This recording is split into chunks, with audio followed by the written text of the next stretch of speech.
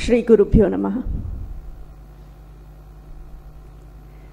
Thank you, Dr. Bala, and thank you to each one of you for choosing to share the next few moments with me. I've had 2 surgeries in my life. The first was about 20 odd years ago, a C-section to deliver my angel. And both surgeries were life-defining in many ways. Of course, the first one made me a mother. But more than that, it was also an insight into something humongous that was happening in my life, because I vividly remember coming out of my anesthesia and the speed at which things were happening outside, and that probably sowed the first seed of wanting to know a lot more about consciousness, time travel, space, and the whole gambit of my curiosity with life. Of course, the second surgery was a few years ago for a stapedectomy in my left ear, and that was with local anesthesia, so it was a very, very different experience, and I call it my tryst with God, because I had a certain agenda right through the surgery, and it's a separate story by itself. But I'm honored to be here in a room full of people who understand the miracle of the human body, because to me, I think that is the epitome of life, that you just think of the human body and you have to say, wow, what all does it do? How does it even function? And though my association with the science of the human body is very limited, my excitement in living through this human body is ecstatic. So thank you so much for having me here. The Indian culture has always distinguished the body from the self. We always say, "Enakku vadambu seriyilla, mere tabiyat theek nahi hai." We don't say, "I am unwell." So somewhere the Indian psyche has always said that the I is very different from just the human body. I'm sure who more than you all to know that we are not just the body, because somewhere, by whatever name you wish to call it, whether it is spiritual, you want to call it God, you want to call it a spirit, you want to call it an energy, you want to call it a vibration, you want to call it a universal intelligence, by whatever name you want to call it, we know that life as we know it on this planet Earth is something that is as yet incomprehensible, because we still don't know what makes us tick. So somewhere, Gita, born in 1971, is not just a human body. There is a life that keeps her alive. But is that it?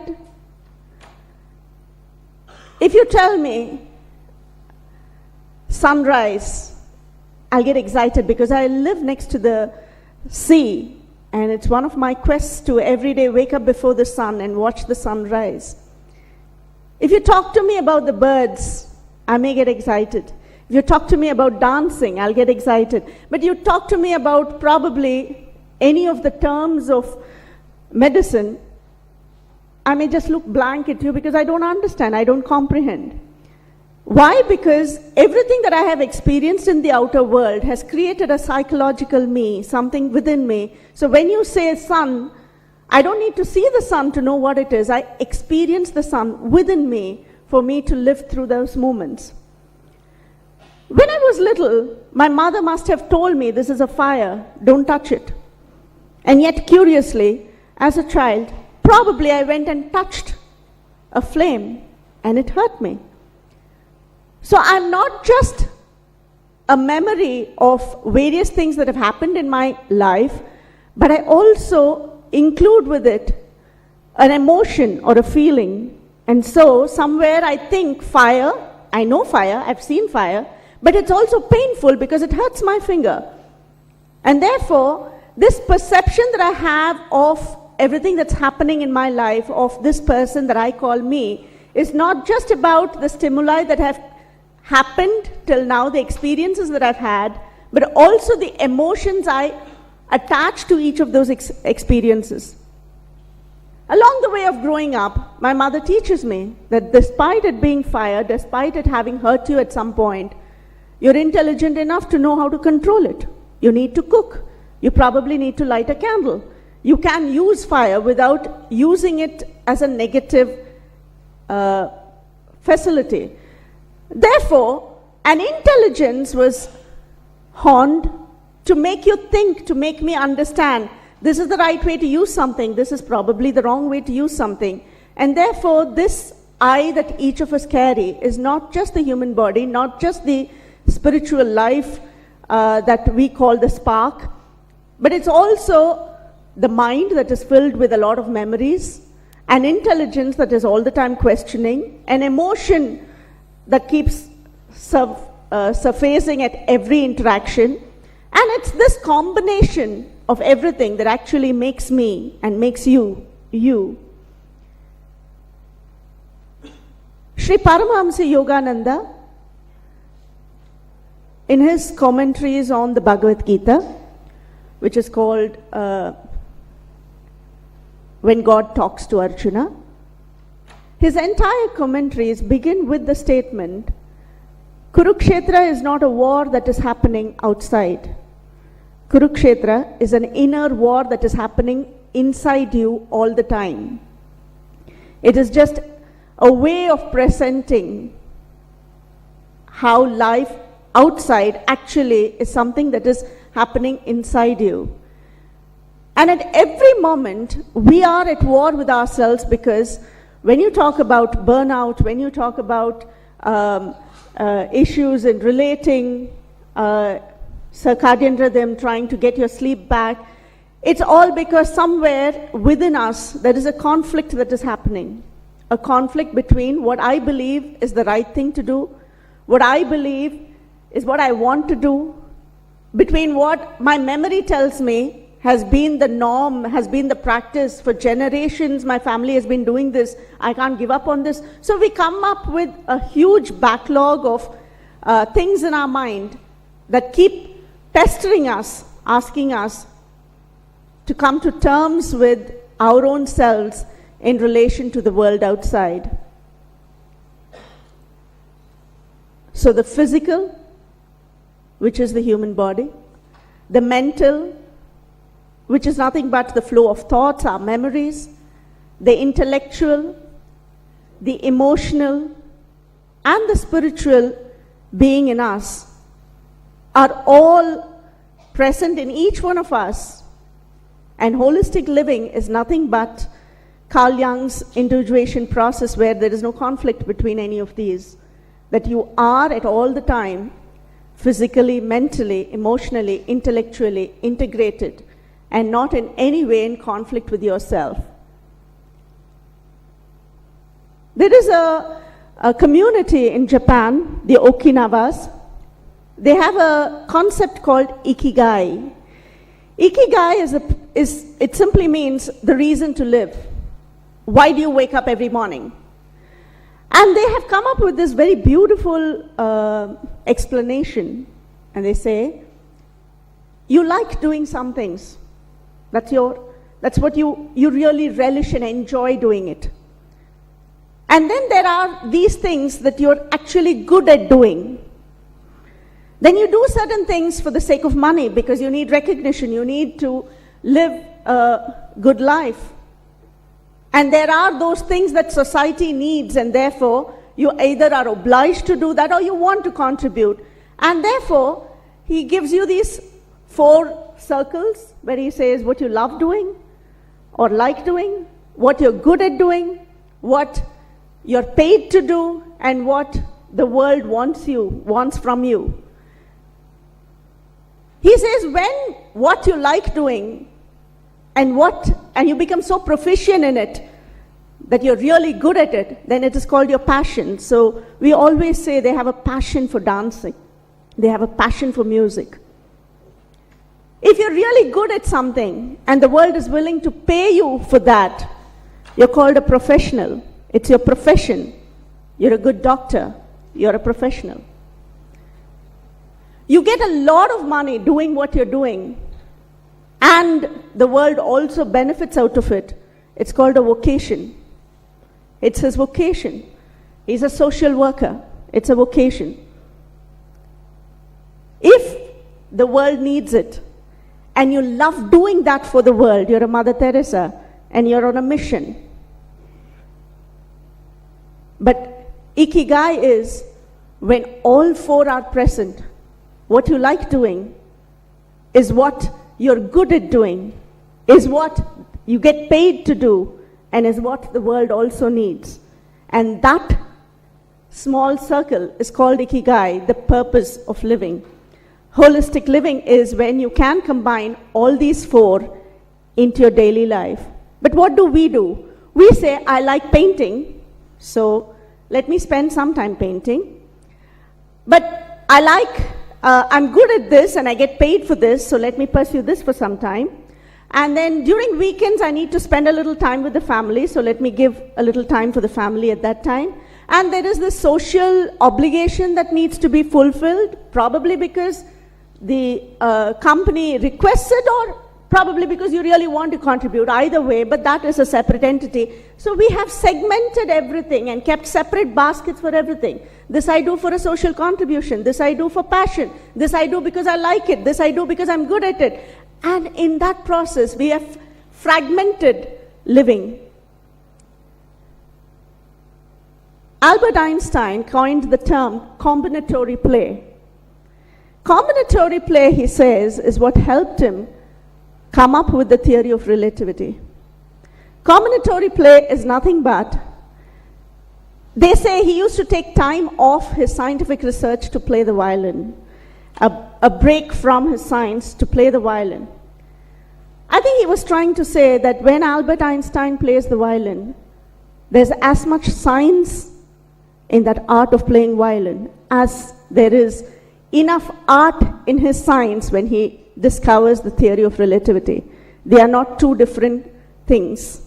He goes in with the whole of him. The musician in him is probably as alive when he is talking about or thinking about the theory of relativity and coming up with the equations, trying to find out why energy and matter can be equated, as he is when he is playing the violin, to be theoretical, to be scientific, to recognize the pattern. Pattern recognition, after all, is what made human beings come this far in our evolution. So holistic living is simply throwing away the different baskets and integrating them. I am a mother, and I will be a mother all my life, irrespective of whether I'm addressing an audience here or talking to children, or if I am in the middle of something else. I am a wife, and I will be a wife all the time. I am a dancer. My friends used to tease me, tie your hands behind and try to talk. And I'll say, no, I can't. It comes that way. I am an actor. Yes, there is emotions in the way I speak. My daughter will say, you're too dramatic. About everything you're dramatic. But that's the way I am. I love the job I do because I don't separate them into different compartments. I integrate them into everything. Do I mean that in the middle of the most important meeting I have to answer a call from my daughter? No, that's not what I'm saying. I'm not trying here to say that you have to bring in the family during work or take your profession back home, or I'm not talking to you to integrate it in the doing domain. In the doing domain, we need the discipline to play different roles, and every role has its hierarchy, and at that time, that has to be given the prime importance if you want to function and become what you want to be. But internally, Carl Jung's individuation process primarily says that if you are a mother, you can't look at someone as anything but a mother. The motherhood in you will come out, whether it is a puppy, it is an 80-year-old man, or whoever else it is. It is the quality of what you are that comes out in every interaction. If you are a finance director and you are in charge of ensuring that money is well spent, you don't care whose money it is. That quality will come out because that's who you are.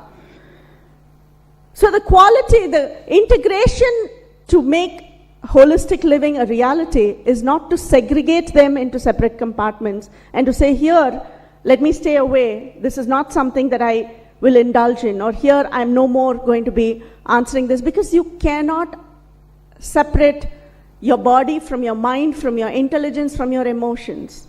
They are all integrated.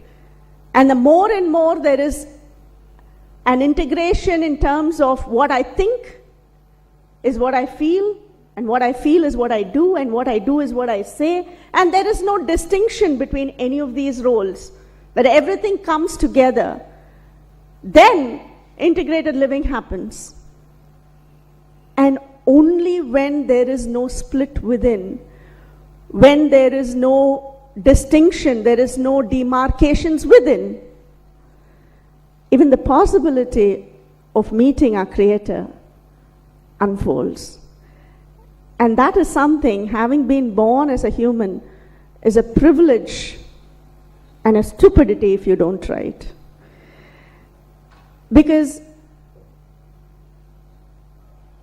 in a physical world, speed is considered the efficiency with which you're able to do things, perform acts.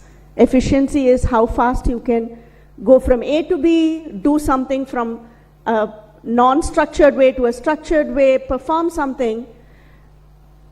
In the physical world, efficiency is the speed of how you do things.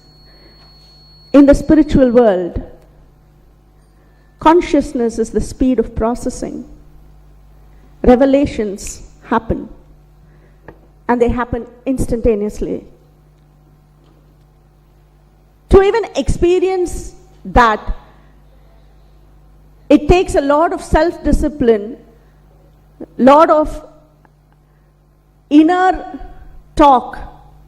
And in that sense, I don't mean self-discipline as in yoga, asanas, structured, huge amounts of time. No. It's the discipline of awareness at every moment. To know that I am not being split within.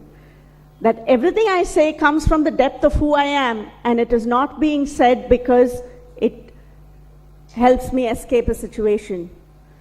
Every time there is a conflict, you will lose energy. And every time you feel that you are integrated, it gives you a great deal of energy. I'd like to conclude by sharing something that my Guru Mahatria told me once. For a moment, imagine the person you revere, look up to, someone who is not in your daily life, but someone whom you really look up to. Imagine that person, and here you are thinking about how inspiring and motivating that person is, and suddenly that person appears in front of you. And not only has he appeared in front of you, you know him, you respect him or her, but there is no need for them to know you in return. But here they are in front of you, they walk to you and they say, do you know something? You were in my dreams yesterday. How thrilled will that be? Because you didn't even know they knew of your existence. And here there is someone whom you absolutely look up to coming to you and telling you that they actually thought about you and you were in their dreams. The cosmic dreamer is dreaming of you. What then to say of this life? Because he chose to have you in his dream in this world. I think the thrill and the absolute ecstasy with which I live life dawns directly from knowing that somewhere that cosmic creator chose to have you and me together for these few moments in this room. Loving you all so much. Thank you.